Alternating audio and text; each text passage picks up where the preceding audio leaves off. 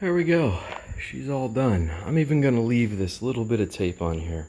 I like everything I own to have a small battle scar. I was gonna do some clear epoxy and fix that one little spot, but I'm good. She's been completely washed now. I've been burping the cooling system. Put the battery tender on there to make sure that it's got a good top off. The charging system's working perfectly on it. Quick release trunk is on there. You can see I just finished washing it. Everything's still drying.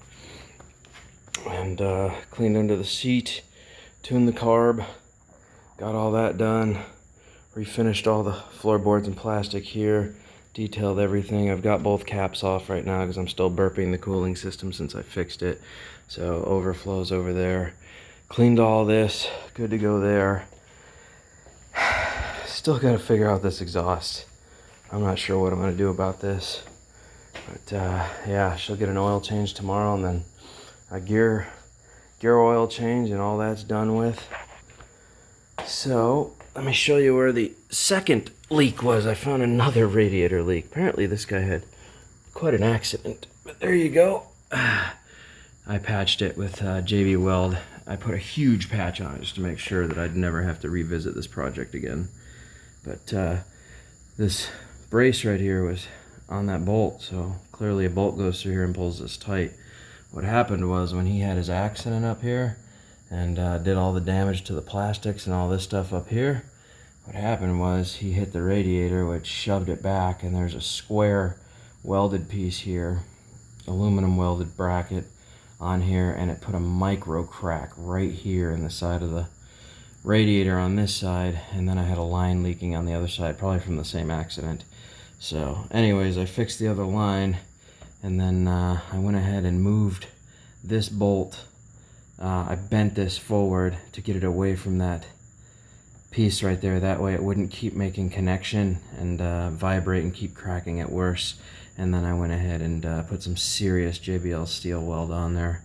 So that's not ever going to leak again. I could almost guarantee that. So I'm done for the night. I still got to put this whole side panel back on. I got the white panel right there. I got to wash it. The other side looks a lot better, obviously, but yeah, I got to wash it still and put it back on there. And then this thing is ready to rip, Tater Chip. Everything's working good.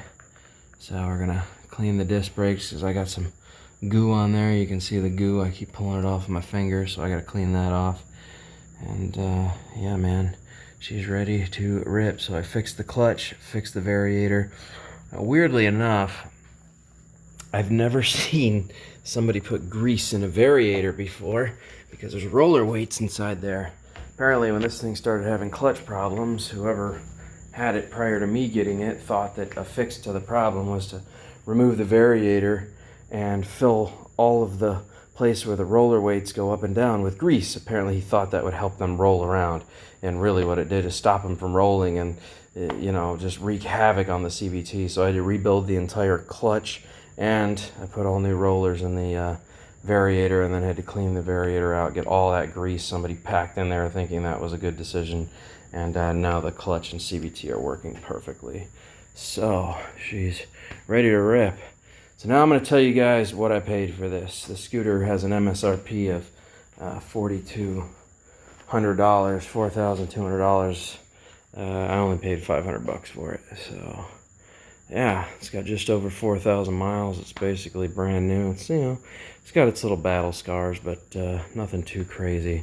It's definitely a little newer than this. This has a few more miles on it, but they're both 100% running perfect scooters now. So anyways, we're probably going to sell the Honda and just drive that. I know everybody keeps telling me keep the Honda because it has a better resale value. However, I just can't walk away from money.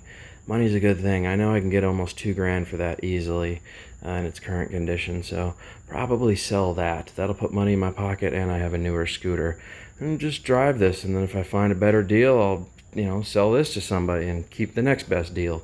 That's just part of flipping. That's how we do things. But right now, I'm probably just going to ride the piss out of this thing because it looks awesome.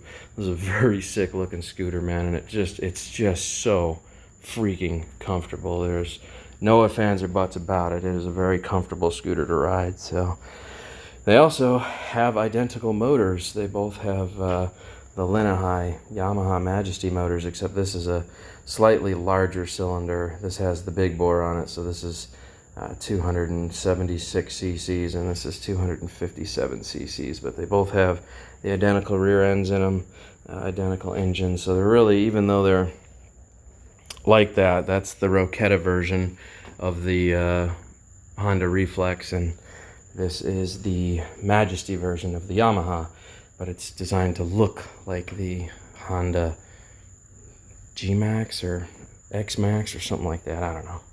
Somebody was telling me that was the case. So they're both clones of the originals, but that has a really good history behind it, because those clones did very well with the Honda or the Yamaha motors in them. So they both have identical engines, which means this is probably going to do just as good as that. That'll sell easier because, you know, Honda clone, and this is supposed to be a Honda clone, but I think this is more Suzuki style than Honda style. So you never know, but it's ready to rip, Tater Chip. So we are good to go. I'm calling it a night, man. You guys have a good one. Toodaloo.